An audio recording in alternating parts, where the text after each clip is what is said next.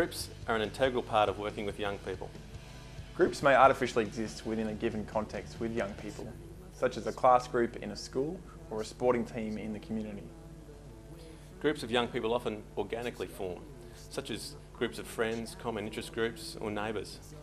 And those working with youth will often form specific groups to work towards a range of outcomes, such as support groups or leadership groups or groups of young people with common needs, problems or behaviours.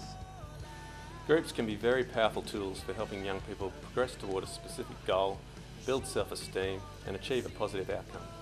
But if you are leading an intentional group, it's important to understand your role in negotiating the young people participating in the group through the various stages of group development. Many of the ideas commonly associated with our assumptions and understandings of how groups develop are drawn from a theoretical model published by Bruce Tuckman in 1965. This model has been refined over time and is perhaps the backbone of many ideas on group formation.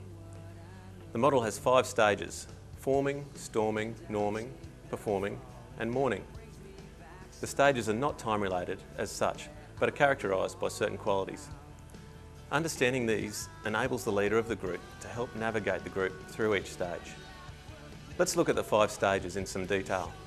The forming stage is the point where the group begins. Individuals come together for the first time to discover what the purpose of the group will be, what the journey will entail, what expectations exist, and who they will share the journey with. This is a time of great excitement but also great anxiety and uncertainty. Get to the forming stage, you've got a group of people coming into a room for, say, the first time, meeting people, meeting new faces, getting to know each other's names, trying to be comfortable in a new group. And that can be, a difficult experience for lots of people. The leader's role in that is to create that atmosphere so people can have the chance to connect with each other. As the group begins to work together, the storming stage inevitably descends on the group. Individuals struggle to communicate and work together with those who are different from them and may struggle individually and as a group with given tasks. This is an important stage for groups to move through and is often a time of great growth for both individuals and relationships within the group. I guess at the storming stage, the honeymoon is really over for the group. People have got to know each other a little bit, got to know each other's names maybe, but people start to really get to know what people are really like, and that can cause some conflict sometimes. So that's why we call it the storming stage, there's storming happening in the group. But it's not such a bad thing, is it? No, the leader's role in this is to help the group become aware of what they're going through, to be flexible and to allow the group to go through this. The norming stage sees the group seek a path forward from their conflict. Previous problems are resolved to a workable state. Clarity is shared around what will be achieved and how. Cooperation begins and communication develops. As a facilitator of a group, how do you know when they've moved from that storming stage into the norming stage? You'll see a sense of cohesion within the group. There's an understanding of what the boundaries are. The group sets some boundaries and the group will keep each other accountable to that. You'll also see there's a mutual understanding within the group. The performing stage may be seen as the climax of the group experiences. Performing may involve the successful completion of a given task as a group, that is, getting the job done, or it may be more subtle, observable in the positive structure and functional relationships within the group.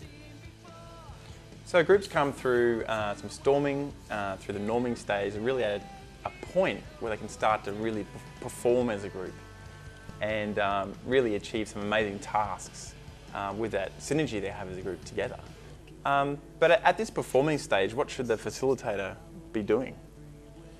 At this stage, the facilitator needs to take a step back, observe what's going on, be supportive to the group, continue to be flexible with the group, encourage the group, and continue making the group aware of what they're going through and what's going on.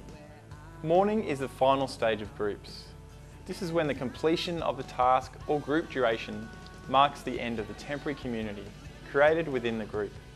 Like the first stage, this final stage is a mixture of diverse emotions for participants, from elation at the sense of success through to sadness as their experience ends.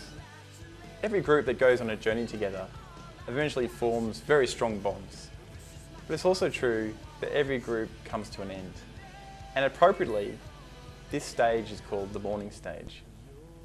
Now, the leader's role at this stage is to create a time and a place for the group to come together, to celebrate what's happened, to celebrate the things they've learned.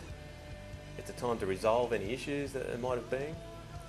It's a time to say goodbye to each other. So let's summarise.